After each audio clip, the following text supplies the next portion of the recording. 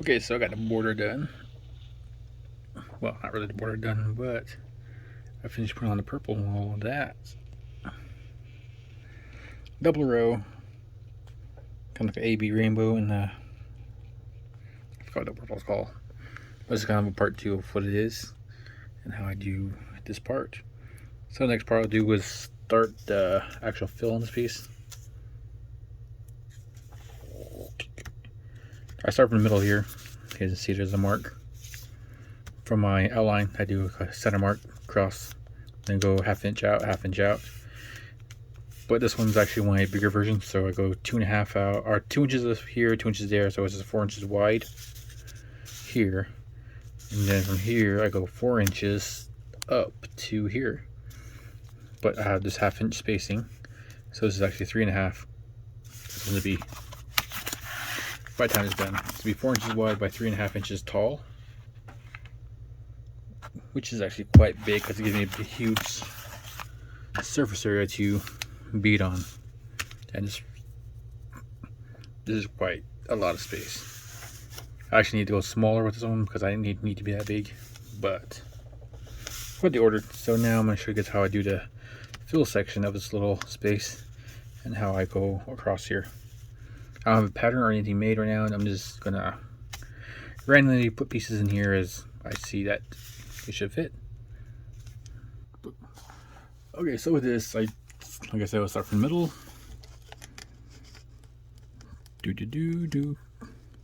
I usually start right from the exact middle, but I go now on one side, the other side of the line. I start on one side of the line, work my way to the other line. So I start on one side of the line and start beating that way, just so that I end up here on the line as well. So every Ephesians 13, every one square is 1/4 inch, so you can actually fit 4 rows of beads in there. So that's how I keep my spacing the way it is. Hold on, I forgot colors. Okay, so there it is. I got my colors. Basic fire colors with the 24 karat gold in there. Come on. Just like my staple of colors and what I use all the time. So I'm just gonna go load.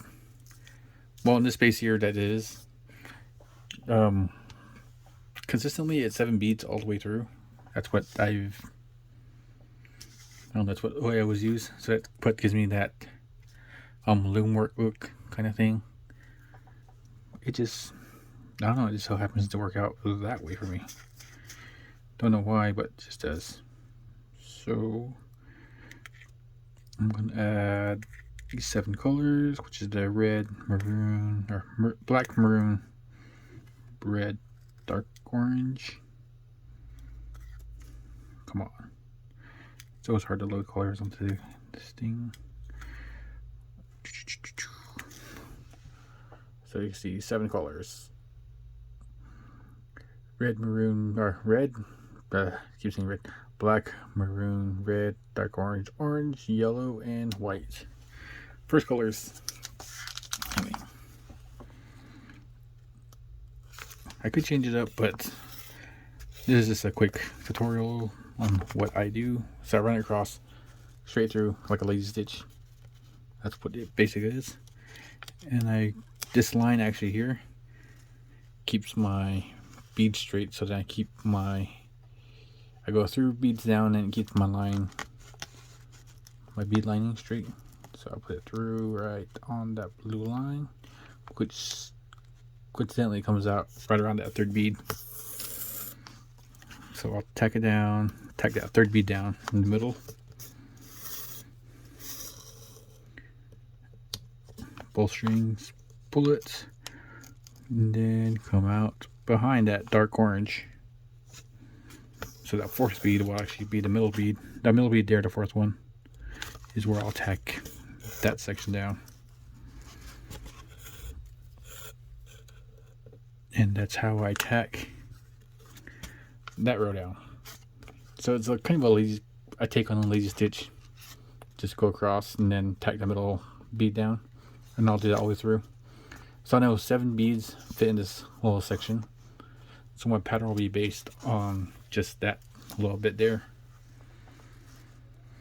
So now I can just do whatever. Oh, before you start loading your beads up onto your needle, make sure your thread and your needle is through the right side. I've done that so many times where I've gone through and I started beading and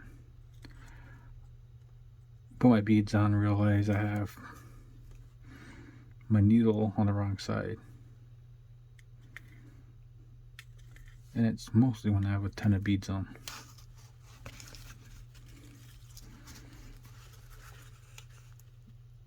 So like I said, just put it through. Don't put it right exactly next to it, because your beads, when you put it on, will actually push your beater across. You want to actually kind of space it out a little bit.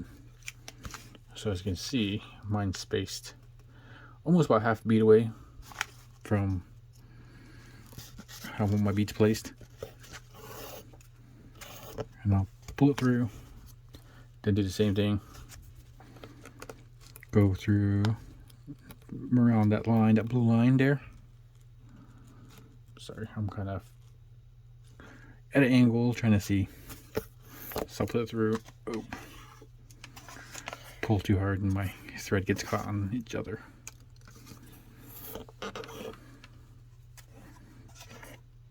This is one of those things I gotta constantly deal with. So I'll pull it through, go through that third part, have it set right there, and I can push my beads over.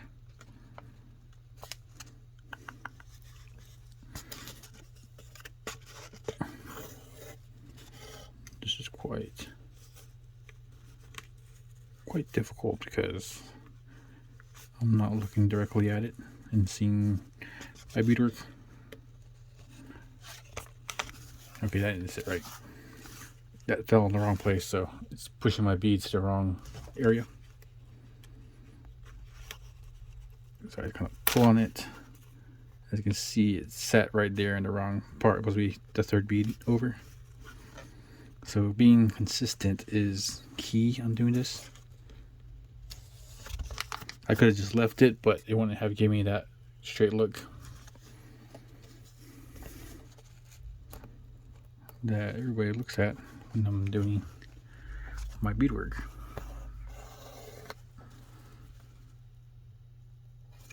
So just kind of line these two beads up here and there.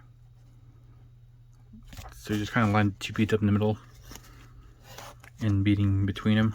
Oh, my thread got caught. And just pull it there. So that's all you're doing, just keeping those two beads, those center beads lined up all the way through, all the way down, and going back and forth. And you can figure out your pattern as you want. Stars pattern, kind of do a graduation of colors, or do one solid color, or make it spiral. Just any design. You can look up stuff on Pinterest, Instagram, and see what pattern you guys like and go from there. But that's what you want to do all the way down to here and stop. I'll do another video once I get to the corners and that, because the video is kind of getting long. And plus you actually want to see that. You don't want to see me doing this for another hour. So that's how I do this part. So it'll be a part 3 later on, maybe tomorrow or whenever. But this is 2 days of beading. But it looks not too bad. But once the board gets done, then I'll actually trim all of this and make it look a lot more pretty. So thanks for watching.